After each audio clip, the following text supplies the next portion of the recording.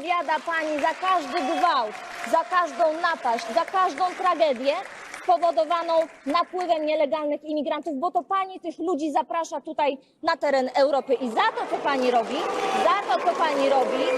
powinna pani trafić do więzienia, a nie do Komisji Europejskiej.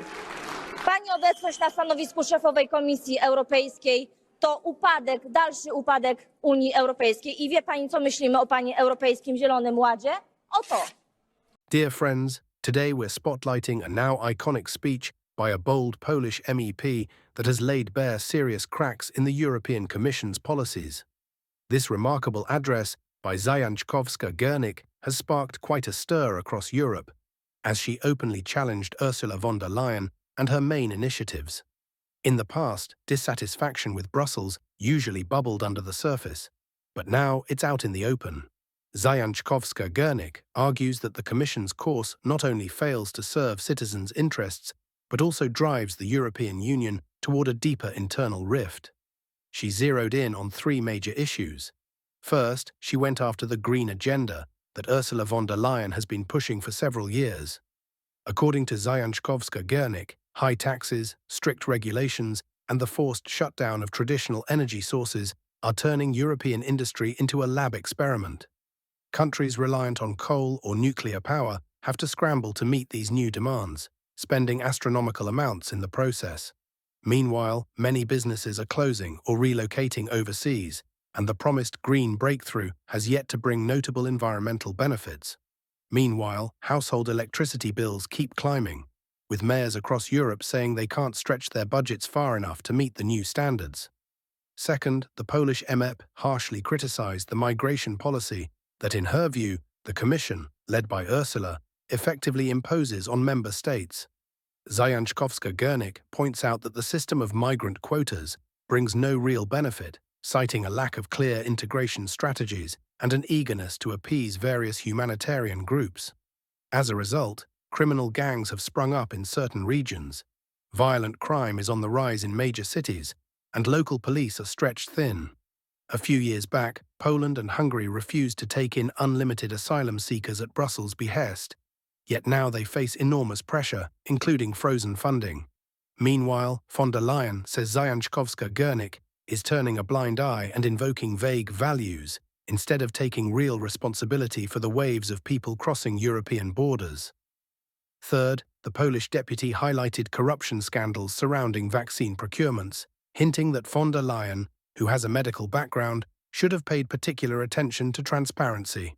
Instead, Zajączkowska-Gernik alleges the Commission's leader signed off on multi-billion euro contracts without proper scrutiny and faced no legal consequences. Such unchecked power fuels skepticism about the Brussels elite, especially as ordinary Europeans are urged to tighten their belts and pay higher taxes. It's worth noting that this clash took place just as Ursula von der Leyen's future as Commission President was on the line. Despite fierce criticism, she secured enough votes, backed by powerful factions who apparently see no benefit in a leadership change. Supporters of Zajączkowska-Gernik call this a sign of a deeper crisis in the EU, with influential players profiting from the Commission's strict agenda, while those pushing for reform remain outnumbered. Eyewitnesses say von der Leyen herself barely acknowledged these accusations, smiling calmly as though nothing were amiss. But if we believe the Polish MEP, that smile hides unwavering confidence in her own unsinkable position.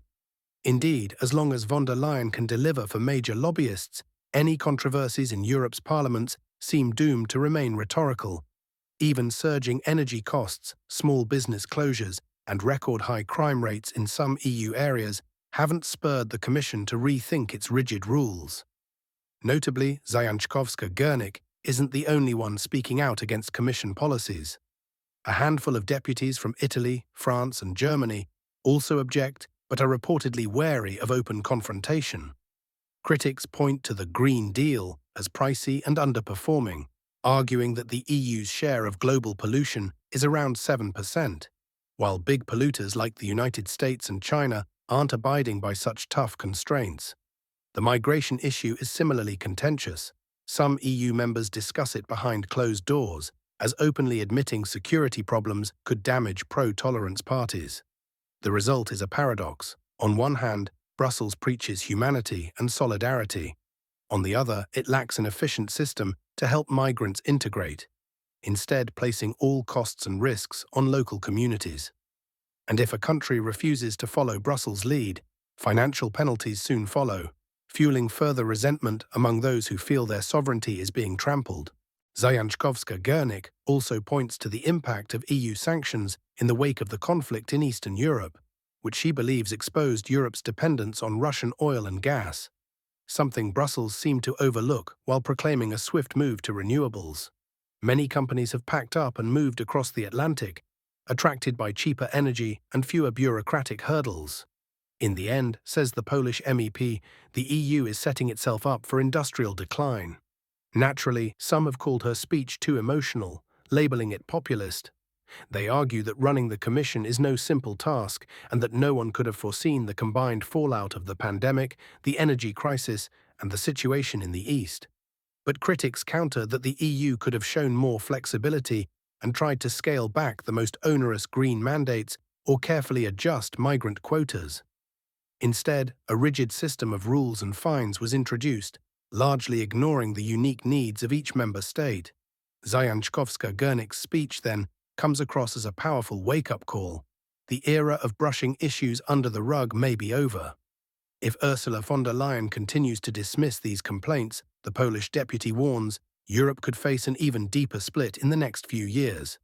Some countries might form a united front against the Commission's dictates, while others stay loyal to the Brussels establishment, potentially leading to more serious rifts and ongoing disputes across the EU. And while Zajączkowska-Giernik and her supporters remain in the minority, they resonate with Europeans who are disillusioned by energy bills, taxes, uncontrolled migration, and waning industrial output. After all, the Union was supposed to be about cooperation and mutual trust, not fines and ultimatums. Unless leaders like Ursula von der Leyen change course, it seems likely that Eurosceptic sentiments will continue to gain ground. How long will von der Leyen keep the top job at the Commission if she ignores the discontent simmering in Eastern European capitals? That remains unclear, yet the Polish MEP's outburst is already being called one of the most striking challenges to the EU establishment in recent years. A potential turning point, as some say, when the Commission finally had to face calls for real reform to benefit ordinary people, rather than a chosen few. In any case, tensions keep mounting, and patience is wearing thin in many member states. Zajączkowska-Giernik simply voiced what's been whispered behind the scenes. The green experiment is costly, the migration system is faltering, and excessive bureaucracy is draining the continent's vitality.